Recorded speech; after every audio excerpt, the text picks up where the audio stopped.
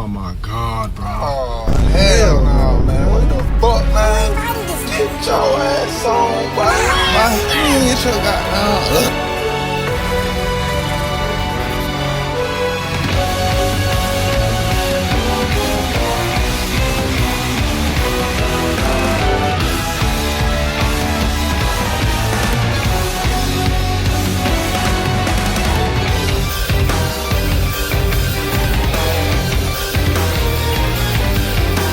Dissidia Final Fantasy NT is the most recent Dissidia Final Fantasy game. It was originally released in 2018 and it was received with a lot of mixed reviews. Dissidia Final Fantasy used to be a 1v1 fighting game with like a hack and slash type of game with a unique bravery system. However though, for the Final Fantasy NT, they changed it very slightly, where it was no longer a 1v1 but a 3v3. Now this had a lot of good things but also a lot of bad things. So in this series we are going to review whether or not this is actually a pretty poor game or actually a pretty good game. So let's get into it.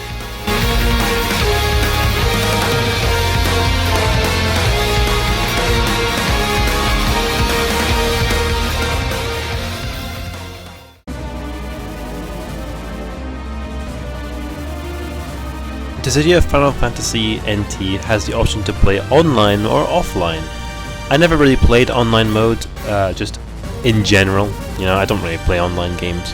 So in offline mode you have the choices of either story trials or the gauntlet mode, which are basically just the same thing. You play consecutive matches back to back to back to back to back at varying levels of difficulty. The story trials are set for you, whereas you can choose the ones in the gauntlet mode. While this game is a lot of fun, like combat wise, it's really confusing to get into. It took me a good probably 5 hours to properly understand the dynamics and what to actually do with each button, and even now I'm still a bit unsure as to what's actually going on half the time. I played this game for about 10 hours overall and I still don't really understand how to like properly do things, dodge and all that. And I've only used kind of like 4 or 5 characters, so it's still a huge mystery to me. There are a lot of characters for you to learn their movesets for, and again, like this just makes it more confusing. Like each character has their own character level, they all have their own unique abilities and bravery attacks and full-on HP attacks. It's just very, very confusing. It's also quite a lot if you've just started playing it. While on the subject, bravery attacks are your main smaller attacks, and HP attacks are your big attacks. You build up bravery to do a big HP attack and then incapacitate the enemy.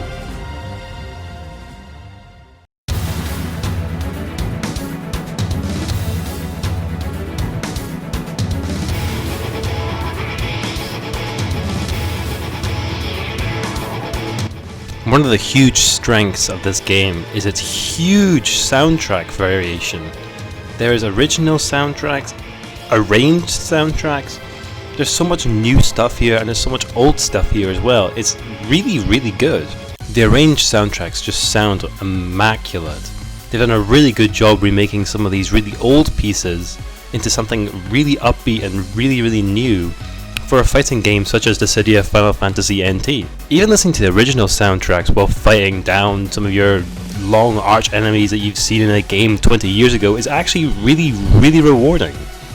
A huge strength is the music, and they've done an amazing job. A huge incentive of me to continue playing this game was getting enough gil to buy the songs I love from this series. It's mainly the only reason why I played for so long.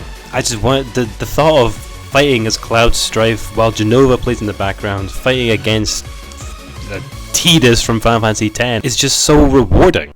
Alright, here's the 411, folks. Say some gangster is dissing your fly girl. You just give him one of these.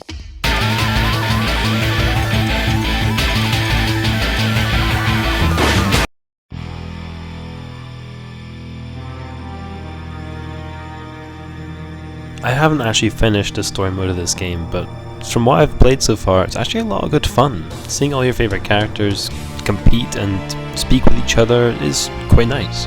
A downside though is that, especially when starting the story mode, you have to have a certain amount of memoria. Now memoria is gained through your actual level up, so you have to play like for a good few hours before you actually get any substantial way into the story. and this way of story progression is not very effective, and personally I'm not a fan of it. It simply just means you have to really grind at the gauntlet mode for a few hours before you can even go slightly into the story. It sucks to set up this way because the story mode in every game is always my favourite bit, so for it to be so convoluted and hard to obtain is a downside. But that aside, it is actually a lot of fun playing through some of the story elements. There's not so much battles, you have some really cool summon fights, like you fight Odin and Rama. That's really cool, I like it a lot. And you have like certain pairings and teams that go off and fight on their own storylines, like Cloud and Bart's pair together, which is just really cool. It works. You also get the chance to fight Final Fantasy enemies too, like proper like villains of the story. In one of the timelines, the Warrior of Light, Cecil Harvey, and Noctis all fight against Vayne from Final Fantasy 12. It's such an odd mix. An issue I had with the game, with the initial setup with the 3v3, is that a lot of the time you feel like you're getting ganged up on. This person on Twitter agreed with me. He said that at times it feels like it's like a 1v3 situation. Especially the fact that I played offline mode, so two AIs were just kind of ambling about not doing very much, and there I was fighting for my damn life. Along with that, it's just complicated. It's a really complicated game, and if you don't really have the patience to get into it, you're not going to get into it. The graphics are very good in this game. It's pristine. The characters also look very good in these graphics as well. Along with that, the battle stages that you play are also really nice. It overall just looks very pleasant. The summons as well, they look gorgeous. They've done very well with the graphics here, clearly cared a lot. And the actual combat system is very fun, very entertaining, and I really enjoyed playing through it. That also goes for the story mode. The story mode is also a lot of good fun.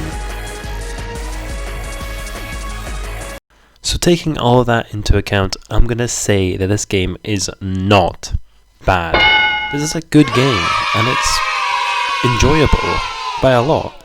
There's a free version of it on Steam that you can just play as 4 characters and play around. It's free after all. The game that I got, like the copy of the game that I got, was £4 to give you 28 characters and a whole variety of music and fun, like just for hours on end. That's worth the money. Maybe when it first came out, it probably wasn't, with it being like in the mid-30s to 40s, but now that it's been a few years and it's reduced in price, I think honestly it's worth it. Out of 10, I'm giving this game a 7.8. Good game, worth the money now because it's a bit cheaper. So yeah, cop it. I hope you all enjoyed this new style of video. Let me know what you think about it in the comments, or tweet me on Twitter. Give me some feedback. I hope to do more of these, and yeah, thanks for the love.